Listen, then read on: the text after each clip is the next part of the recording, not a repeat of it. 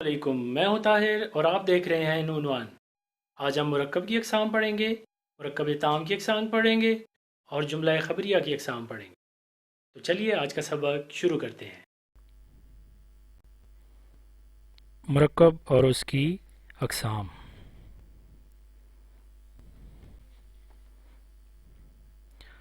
مرکب یا کلام، دو یا دو سے زیادہ لفظوں کا مجموعہ جس کے اجزاء میں تعلق پایا جائے اس کو مرکب یا کلام کہتے ہیں۔ گویا مرکب دو یا دو سے زیادہ لفظوں سے مل کر بنتا ہے۔ مثلا میری کتاب، اب میری ایک لفظ ہے اور بات مکمل کرنے کے لیے ایک اور لفظ کتاب لگایا تو بات بن گئی۔ یوں دو لفظوں کے ملنے سے بات بن جاتی ہے، اسے مرکب یا کلام کہتے ہیں۔ اسی طرح بچہ نیک ہے مرکب یا کلام کی مثال ہے۔ مرکب کی اقسام۔ مرکب ناقص، کلام ناقص۔ وہ مرکب ہے جس سے سننے والے کو پورا مطلب حاصل نہ ہو، یعنی ایسا مرکب جس سے کہنے والے کا مقصد پورا نہ ہو اور بات سننے والے کی سمجھ میں پوری نہ آئے۔ مثلا نیک آدمی، اب نیک آدمی کے بارے میں کہنے والے کا کیا مقصد ہے وہ بھی پورا نہیں ہو رہا اور نہ ہی بات سننے والے کی سمجھ میں پوری آ رہی ہے، اس لیے نیک آدمی مرکب ناقص ہے۔ اسی طرح موسم سرما، گرم چائے مرکب ناقص کی مثالیں ہیں۔ مرکب ناقص کو مرکب غیر مفید بھی کہا جاتا ہے۔ مرکب تام یا کلام تام، وہ مرکب ہے جس سے سننے والے کو پورا مطلب حاصل ہو، یعنی ایسا مرکب جس سے کہنے والے کا مقصد پورا ہو جائے اور سننے والے کو بات سمجھ آ جائے۔ مثلا اسلم نیک ہے، اب اسلم کے بارے میں کہنے والا کیا کہنا چاہ رہا ہے وہ اس کا مقصد پورا ہو رہا ہے اور اسی طرح سننے والے کو بھی بات پوری سمجھ آ رہی ہے، اس لیے اسلم نیک ہے مرکب تام ہے۔ اسی طرح یہ ٹھنڈا شربت ہے، آج بہت گرمی ہے، مرکب تام یا کلام تام کی مثالیں ہیں۔ اسے مرکب مفید یا جملہ بھی کہا جاتا ہے۔ اس طرح جملہ کی یہ تعریف ہوئی، لفظوں کا ایسا مجموعہ جو اپنے پورے معنی دے اسے جملہ کہتے ہیں۔ مرکب تام کے حصے یا جملے کے اجزاء۔ مسند الیہ، لفظی مطلب مبتدا، شروع، جملے کا پہلا حصہ۔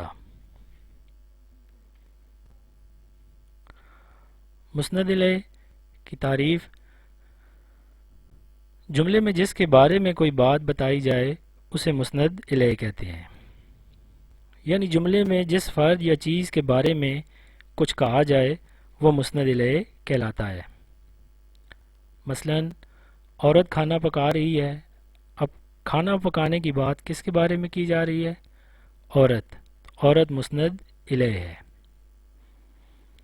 بچہ پانی پی رہا ہے، پانی پینے کی بات کس کے بارے کی جا رہی ہے؟ بچہ کی، تو بچہ مسند الیہ ہے۔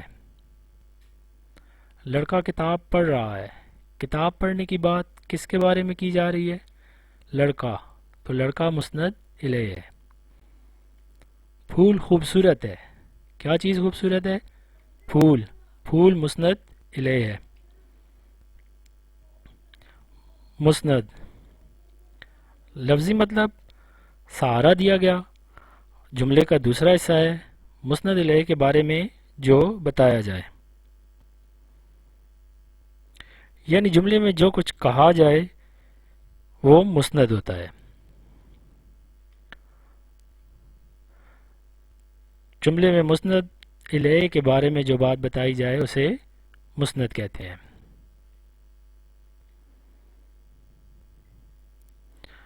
عورت کھانا پکا رہی ہے، اب عورت کیا ہے؟ مسند الیہ، عورت کے بارے میں کیا بات ہو رہی ہے؟ کھانا پکا رہی ہے، تو یہ مسند ہے۔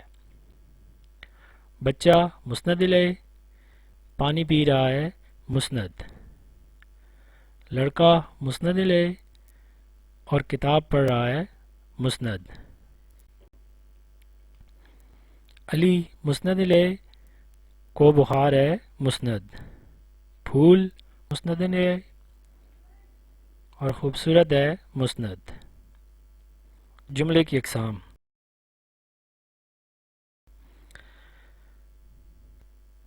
جملے کی معنی کے لحاظ سے دو اقسام ہیں۔ جملہ انشائیہ، وہ جملہ ہے جس میں فعل امر، فعل نہی، سوال، ندا، تمنا پائی جائے، اسے جملہ انشائیہ کہتے ہیں۔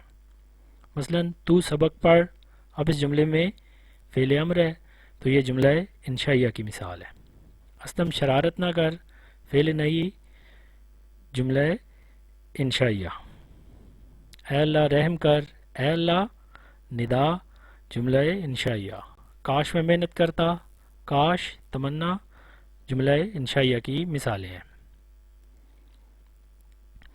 جملہ خبریہ، وہ جملہ جس میں کسی بات کی خبر دی جائے اور اس جملے کے بولنے والے کو سچا یا جھوٹا کہہ سکیں۔ مثلا جواد پڑھتا ہے، اب جواد کے بارے میں خبر دی جا رہی ہے کہ وہ پڑھتا ہے، اس لیے جواد پڑھتا ہے جملہ خبریہ کی مثال ہے۔ حلیمہ آتی ہے، حلیمہ کے بارے میں خبر دی جا رہی ہے کہ وہ آتی ہے، اس لیے یہ جملہ خبریہ کی مثال ہے۔ اسی طرح عامر دیکھتا ہے، احمد کمپیوٹر چلاتا ہے، جملہ خبریہ کی مثال ہے۔ جملے کی اقسام یا جملہ خبریہ کی اقسام۔ جملہ فعلیہ، وہ جملہ جس میں مسند الیہ تو اسم ہو مگر مسند فعل ہو۔ مثلا جملہ فعلیہ کے اجزاء میں اب اکبر نے کتاب پڑھی تھی، اکبر اب کیا ہے مسند الیہ، اور جملہ فعلیہ میں مسند الیہ کو فاعل کہتے ہیں، نے علامت فاعل، اور کتاب کیا ہے مسند، اور جملہ فعلیہ میں مسند کو مفعول کہتے ہیں، پڑھی تھی فعل۔ اس طرح فاعل، علامت فاعل، مفعول اور فعل مل کر جملہ فعلیہ بناتے ہیں۔ علی صبح سے اخبار پڑھ رہا ہے، علی فاعل، صبح مجرور سے حرف جار، اور جار اور مجرور مل کر متعلق فعل، اخبار مفعول، پڑھ رہا ہے فعل، اور یہ سارے جملہ فعلیہ۔ اکبر نے اختر کو ڈنڈے سے مارا تھا، اکبر فاعل، نے علامت فاعل، اختر مفعول یعنی مسند، کو علامت مفعول، ڈنڈے سے جار مجرور اور متعلق فعل، مارا تھا فعل، اور اس طرح یہ سارا جملہ فعلیہ کی مثال ہے۔ اس طرح جملہ فعلیہ کے اجزاء میں کیا کیا شامل ہو گئے؟ فاعل، مفعول، فعل، متعلق فعل، علامت فاعل، علامت مفعول۔ جملہ اسمیہ، وہ جملہ جس میں مسند الیہ اور مسند دونوں اسم ہو۔ پہاڑ بہت خوبصورت ہے، اب پہاڑ مسند الیہ ہے اور بہت خوبصورت مسند، پہاڑ بھی اسم ہے اور خوبصورت بھی اسم ہے، تو ان دونوں اسموں سے مل کر جملہ اسمیہ بن گیا۔ کھیت بہت ہرے بھرے ہیں، کھیت ہرے بھرے اسم، جملہ اسمیہ۔ مسجد قابل دید ہے، لڑکا بولا بالا ہے، جملہ اسمیہ کی مثالیں ہیں۔ جملہ اسمیہ کے اجزاء۔ علی خوبصورت ہے، علی جملہ اسمیہ کے مسند الیہ کو مبتدا کہتے ہیں، خوبصورت جملہ اسمیہ کے مسند کو خبر کہتے ہیں، اس لیے خوبصورت خبر ہے، اور ہے فعل ناقص۔ اسی طرح جملہ اسمیہ کے اجزاء میں مبتدا، خبر، فعل ناقص۔ علی کل سے بیمار ہے، علی مبتدا، کل سے جار مجرور، بیمار خبر ہے فعل ناقص، جار مجرور متعلق خبر بن گئے، اور اس طرح جملہ اسمیہ بن گیا۔ سعید گھر میں موجود ہے، سعید مبتدا، گھر میں متعلق خبر، موجود خبر ہے فعل ناقص، اور جملہ اسمیہ بن گیا۔ اس طرح جملہ اسمیہ کے اجزاء میں شامل ہیں جی مبتدا، خبر، متعلق خبر، فعل ناقص۔ اب آپ سے آج کے سبق سے متعلق سوالات پوچھے جا رہے ہیں۔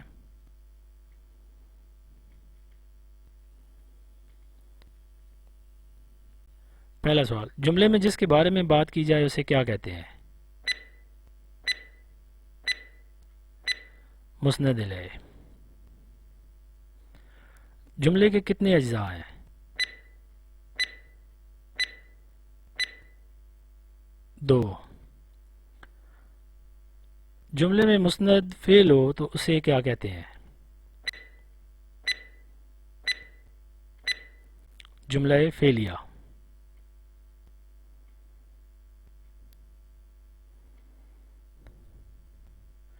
جملے میں مسند الیہ کے بارے میں جو بات کی جائے اسے کیا کہتے ہیں؟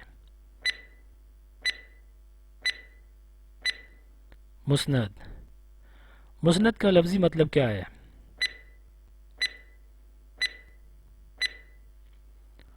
سہارا دیا گیا۔ شکریہ۔